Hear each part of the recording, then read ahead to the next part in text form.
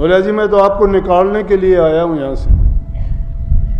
बोला भाई जीता ये उल्टी गंगा पहाड़ कैसे चढ़ेगी? संतों का वचन देखो। कहने लगे उल्टी गंगा पहाड़ कैसे चढ़ेगी? तू मुझे निकालने के लिए थोड़ा, निकालने के लिए तो हम आए हैं इस संसार सागर से, इस काल की जेल से निकालने के लिए तो हम आए, तू हमें क्या निकालेगा? बोला क्या नाम है तेरा? बोला जीता। बोला तू तो हमें भी जिताएगा। तू जीता क्या है? जीता तेरा नाम है तो तू तो हमें भी जिताएगा। कहते ही जीता तो पैरों में पड़ गया, निकालना किसकी बात थी? संतों की मौज होती है। उसका कोई पूर्व जन्म का अच्छा संस्कार था, वो जागा और उनकी शरण में पड़ने के बाद में ऐसा काम किया उसने, वही जीता उनका गुरुमुख शिष्य बना। आज भी आप उसके बाणी गाते हो तो उनके शब्दों में आपने पाया होगा कि वो ऐसे ही लिखते हैं, कह जीता सुन भाई गीसा। और वो ऐसी ऐसी बाणी लिखी कि बड़ी रोचक, गुरु के प्रति भाव से भरी हुई, प्रेम से भरी हुई, श्रद्धा और यकीन उनमें इतना ठोक ठोक के भरा है कि गुरुमुख के जो विचार और ख्यालात जो गुरु के प्रति होते हैं उसको भक्ति करने के नहीं, उन बाणी के पढ़ने मात्र से उनकी मुक्ति का रास्ता खुल जाता है। ये होता है कि आदमी के हालात उसको कभी ना कभी ऐसी जगह पे लेके जाते हैं कि उसके पूर्व जन्म के जब अच्छे संस्कार जागृत होते हैं तो उसको अपने आप ठीक रास्ते पे लगा देते हैं। अब रही बात, मैंने भी अपनी बात कही थी कि मैं भी बताऊंगा, मेरी भी सत्संग और भक्ति के प्रति कोई रुचि नहीं थी। सच्चाई की बात यह है, मैं भी, बल्कि मेरी हालत तो ये थी, मेरी माँ बहुत सत्संगी थी, कभी से थी, लेकिन संसार स्वार्थी है। मैं भी ऐसे मतलब का था। 8वीं क्लास के पेपर दिए मैंने, इंग्लिश का पेपर अच्छा नहीं हुआ।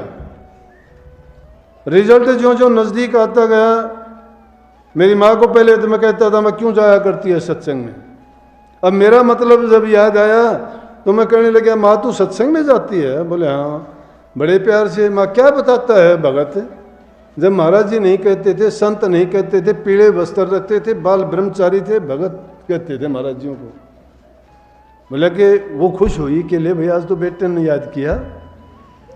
बोला कि सब कुछ बताते हैं। महा तो मेरी यूं पूछ के आइए, मैं पास हो जाऊंगा 8वीं में। मतलब मेरा बड़ा प्यार से बोला, वो खुश होगी कि ले भाई बेटे का आज तो दिल में कुछ आई, गुरु के प्रति भी, भक्ति के प्रति कोई तो संस्कार जागा। और दूसरी चीज़ ये भी है कि आइंदा के लिए ये शोर शराबा करता था, क्यों जाती है ये नहीं कहेगा। गई, हिम्मत इंतजार करता पाया, आई वापस। मैं बोले पूछ के आई माँ? बोली पूछ के आई। मैं क्या बोले? करने लगे हो जाएगा पास। मुझे यकीन नहीं आया क्योंकि मैं तो पक्की तसल्ली लिखवा लेना चाहता था। मैं बोले माँ पूरी तसल्ली से पूछ के आई? बोले पूरी तसल्ली से। मैं यूँ करिए कल फिर पूछिए। बोली कि फिर के पूछूं? जब एक बार कह दी, संत तो एक बार कहते हो वचन पूरा हो जाए। माँ अच्छा सब बात पूरी हो तो माँ मेरी भी पूरी हो जाएगी? बोली हाँ पूरी होगी। मैं बोला ना कल फिर पूछ के आइए। बोली तन्ने ले चालू तू पूछ लिए। मना मैं जाऊँ को नहीं, पूछ के आइए तुम्हें। अगले दिन फिर मैं बोला पूछ के आई। वापिस आई सत्संग से तो पता नहीं पूछ के आई या नहीं आई, उसने तो कह दिया तसली हाँ मैं पूछ के आई। महा क्या कहने लगे? कहने लगे ने बोला कह दिए उसने पक्का पास हो जा को रोकनी आए को। मैं चलो माँ फिर तो मैं मान जाऊंगा भाई तेरा भगत में पक्का महात्मा है। कहाँ इंसान को यकीन आता है, मतलब निकलता है, मतलब के बाद सब कुछ भूल जाते हैं। एहसान फरोमोश है ये जीव संसार में। जब मतलब होता है इसको सब अच्छे लगते हैं, सब प्यारे लगते हैं, मतलब निकल जाता है इसको सब बुरे लगते हैं। माँ बाप भी बुरे लगते हैं। बैल सारे काम करता है हमारा। महापुरुषों ने फरमाया है कि जब तक बैल चले हड़िए में तब लग लाग गए प्यारा, बूढ़ा हो जा नाथ काट दे घर घर लाठे खा रहा, गरज बिना कोई नहीं प्यारा। गरज के बिना कोई प्यारा है ही नहीं इस दुनिया में। सब स्वार्थ से लिपटे हुए हैं। माँ हो, बाप हो, भाई हो, बहन हो, जमाई हो, धी हो, कोई भी हो, जितने भी हैं स्वार्थ के नाते हैं सारे के सारे। वही हालत बूढ़े माँ बाप की है। मतलब निकल गया, कुछ दिन के बाद में रिजल्ट आया मैं पास हो गया। वो तो बड़ी खुश होके कहे कि बोले देखा बताया था ना पास हो गया, मैं क्या हो गया। जब रोजाना पूछने वाला आज कहता है कि क्या हो गया, मुझे याद है अच्छी तरह वो बात। बोली रे जब तो तू यूं कहा करता, माँ हाँ चलो हो गया होगा। बोली कि वो नहीं कहा करे से। बोले एक बार जाया तू माना, मैं जाके को नहीं ठीक हो गया, हो गया, हो गया, भूल भाल गया, कोई बात नहीं। पढ़ लिख लिया, बीए करी, बीएड करी, मास्टर लग गया, कोई आना जाना नहीं। बल्कि इतना वो हो गया कि अगर रास्ते में गली में सामने जाते दिखाई, चाहे किसी के घर में बढ़ना पड़ता, मैं सामने नहीं गया कभी। देखो दुर्भाग्य था कि नहीं, क्योंकि ज्ञान नहीं था, समझ नहीं था। मैं तो भागी इन बच्चों को मानता हूँ जो छोटे छोटे बच्चे हैं आज जो सत्संग में आते हैं, सत्संग के वचन सुनते हैं, इतना प्यार दिखाते हैं। कई लड़कियां थी, वो कहने लगी, एक लड़की तो आके कहने लगी, ने बोली कई लड़कियां मेरे से कहती हैं कि नाम ले ले, नाम लेने के बाद गुरु से बहुत प्यार हो जाता है। बोले ये आपकी तरफ भी भागी ऐसी आती हैं और इतना उनका प्यार कैसे, ये परमात्मा मिल जाता है क्या इनको? महा प्यार से बढ़ के परमात्मा नहीं है। जब इंसान को प्यार मिल गया, उसको यकीन और तसल्ली होगी, तो फिर उससे बढ़ के कुछ है ही नहीं। इसीलिए इस शब्द की आखिरी लाइन आपने सुनी होगी ना, उसमें कहीं ना कहीं आना ना कहीं जाना, आप पे बीच समाना। वो आना जाना और कहाँ है? परमात्मा को जिस कण कण में हम मानते दूर नहीं है, हमारे पास है, हमारे अंदर में है, हमारे सांस सांस में है, हमारे इरादे में, हमारे विश्वास में है, हमारी श्रद्धा हमारे यकीन में है, हमारी सोच में समाया हुआ है। जब सोच हमारी गंदी है तो परमात्मा हमारे से लाखों मील दूर है, नहीं है वो कहीं भी। हमारे ख्यालात अगर अच्छे नहीं है, नहीं है हमारे पास परमात्मा, कहीं भी नहीं है, ना कैलाश पर्वत पे भी नहीं है, कभी सोचते हो, साथ में आसमान पे भी नहीं बैठा है। झूठी बात है ये, तुम्हारे मंजिल प्रकाश, ये जितनी भी बातें बनाते हो सब मिथ्या बातें हैं। सफाई दिल की नहीं है, भक्ति खाक है। दिल की सफाई करके देखो, तुम्हारे दिल के अंदर समाया और बैठा हुआ मिलेगा, कहीं जाना आना है ही नहीं। ये बातें ऐसे नहीं कह दी गई। जब भी कोई बाणी लिखता है, वो बाणी उस मंजिल पर बैठ के लिखी जाती है जो रूहानियत का ऊंचे से ऊंचा दर्जा है। उस वक्त में लिखते वक्त कलम उसकी नहीं, सतगुरु के हाथ में होती है। और जो लिखवा दिया जाता है वो लोह की लकीर और पत्थर पर अक्षर लिखे जाते हैं, अमिट होते हैं।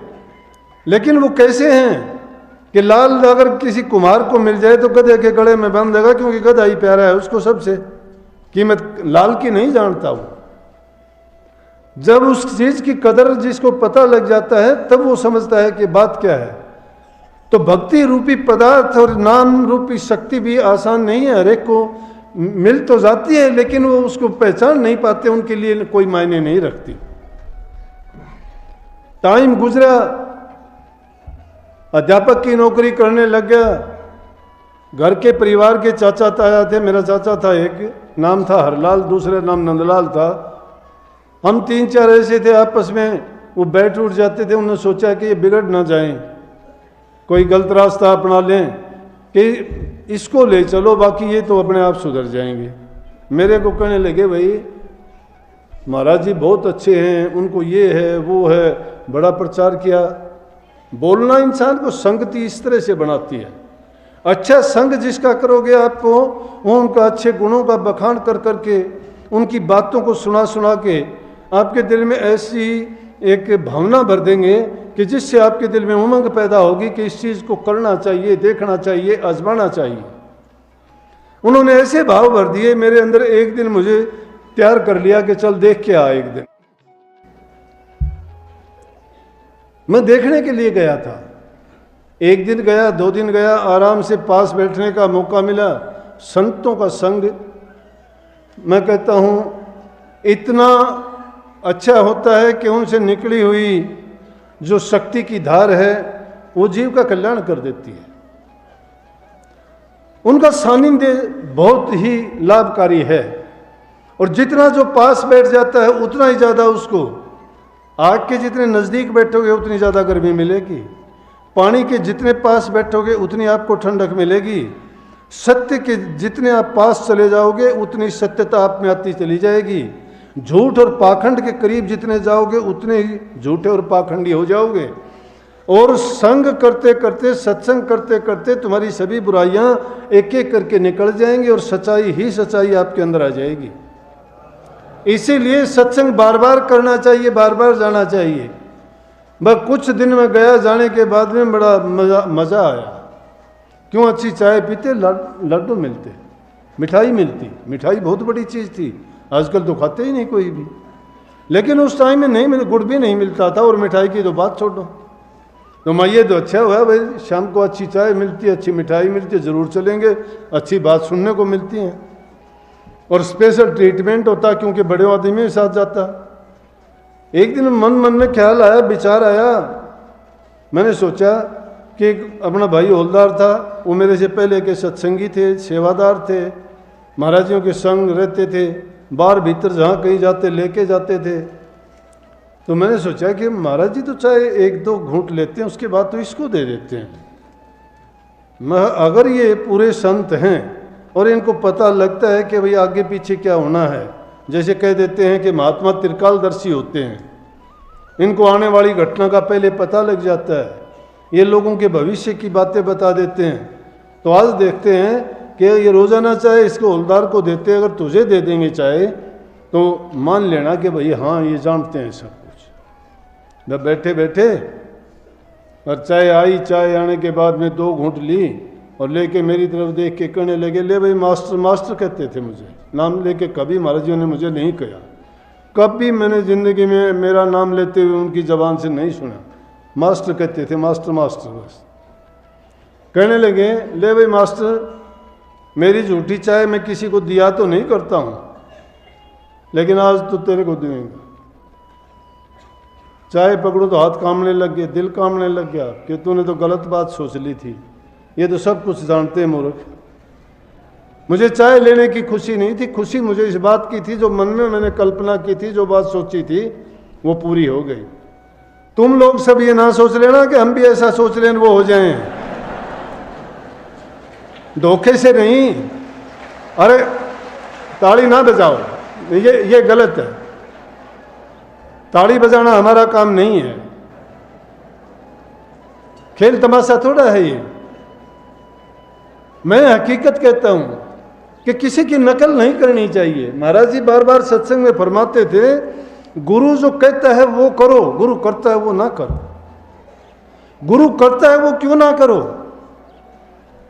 क्योंकि गुरु तो उसका इलाज भी जानता है अगर करता है तो। सांप के पकड़ने वाले सांप को पकड़ के अपने मुंह से लगा लेंगे, हम अगर उसको पकड़ के लगा लेंगे सांप को तो क्या होगा? काट देगा, मरे, पीछा छूटेगा। लेकिन वो उसका इलाज जानते हैं। संत भी इसलिए जो कोई क्रिया करते हैं, कोई काम करते हैं, कोई उनका अपना तरीका है करने का, लेकिन हमारे लिए वो नहीं है। हमें क्या करना चाहिए? हमें जो उपदेश करते हैं, हमें जिस चीज़ के लिए करने के लिए कहते हैं वो करना चाहिए।